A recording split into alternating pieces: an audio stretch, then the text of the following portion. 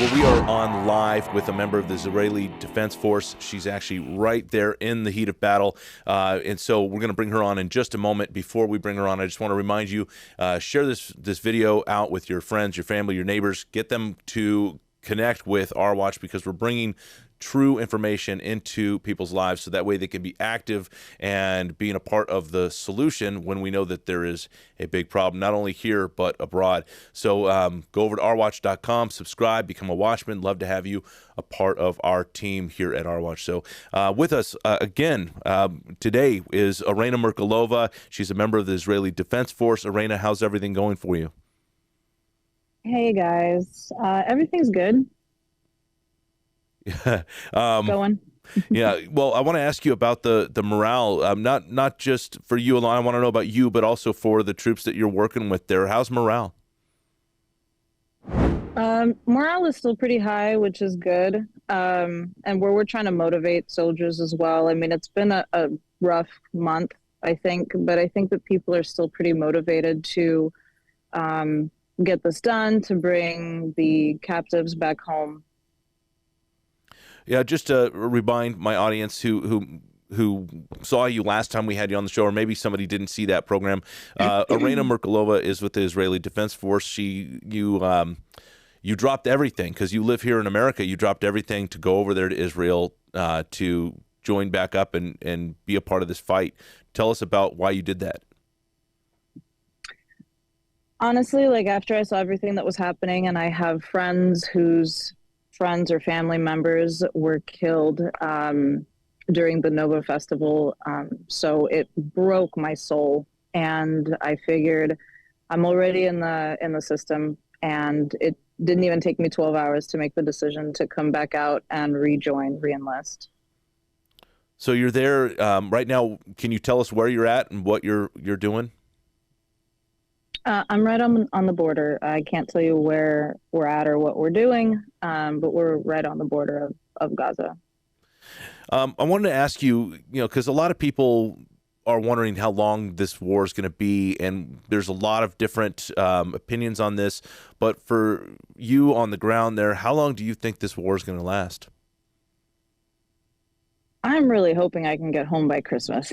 Yeah. Honestly, by New Year's at the very latest, ideally. I think that eventually, with the ground operation persisting and progressing, I think we're going to see a decline in the need for the reserves, people that are in the reserves. So I think that they're eventually going to start letting more and more people go home back to their families. And even though if the war itself is going to drag on for 4 to 6 months, I think that in terms of military operations, I think it's going to be like a small amount of military personnel that are going to be executing operations within Gaza itself, and there will be less of a need for reservists. So you're thinking 4 to 6 months? Probably. Yeah. I mean, there's no way to tell. Yeah. I wanted to ask you, so an Israeli diplomat was quoted as saying to read Isaiah 17:1 because we're about to do it. For my audience, Isaiah 17:1 talks about a city called Damascus. It is the oldest inhabited city in the world, and what it says is it'll become a ruinous heap.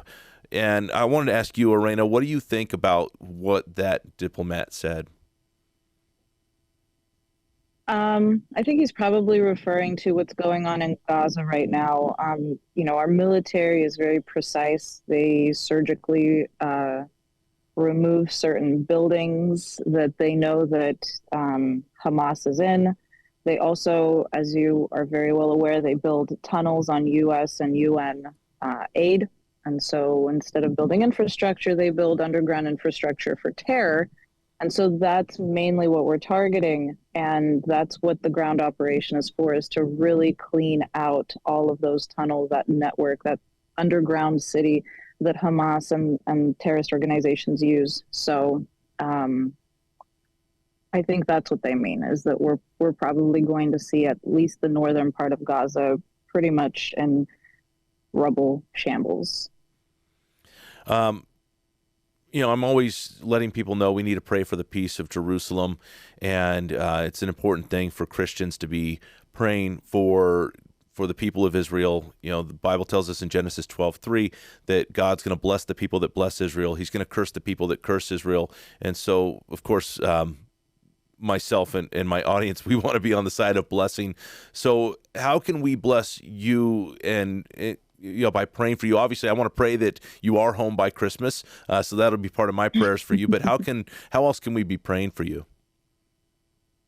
Just so that the war ends and less people die. I had a friend, actually, a pretty close friend of mine, that died in Gaza in battle on Friday. It's a very sad for his parents. He was an only child. And so more and more of this kind of stuff's happening, and it's hopefully less deaths. Hopefully we can finish this, we can execute it, and less people will have to die, ideally. Well, we'll definitely be praying for that. Also wanted to talk to you about something you're trying to do to raise some funds, to provide some things for your fellow IDF soldiers. What are you trying to raise funds for, and how can we be a part of that? So there has, a lot of people have heard there's been a shortage in tactical gear for a lot of the units, especially for the reserve units, because the military has drafted so many people and they just don't have enough tactical gear. And we're talking about helmets, vests, knee pads, even just like basic stuff like that. So we're trying to raise money for my unit and a few of the other units here on the border so that we can get the people that don't have the tactical gear. We just have so much stuff going on, and it is dangerous. And the last thing that you would want is a soldier getting hurt just because they were poorly equipped. So what's the financial goal that you're trying to reach? Something like $19,000 to $20,000, I think, would be enough to secure a solid amount of vests and helmets. Okay. Well, I know that you're going to have a fund set up, and we're going to post that fund out. In the meantime, if the audience that's tuned in right now, you want to be a part of that, you can always give a donation to Our Watch and let us know that donation is for this IDF unit, and 100% of that we will transfer over to Arena and make sure that they get what they need over there. So Arena Merkulova, part of the IDF, I'm so grateful that you're joining us today. Thank you for all that you're doing. Thank you so much for having me. All right. God bless you. And I want to thank you all for tuning in. Again, if you want to be a part of donating to her unit, Arena Merkulova, very easy. Just go to Our Watch, send us an email that you're making a donation on behalf of the Israeli Defense Force, and again, 100% of that will go to them. God bless you. Thank you so much for joining us. Share this video out with your friends, your family, your neighbors. Go over to ourwatch.com, subscribe, and become a watchman. Love to have you there so that you can always get live, updated information, the truth into your life. God bless you. We'll see you next time right here on Our Watch with Tim Thompson.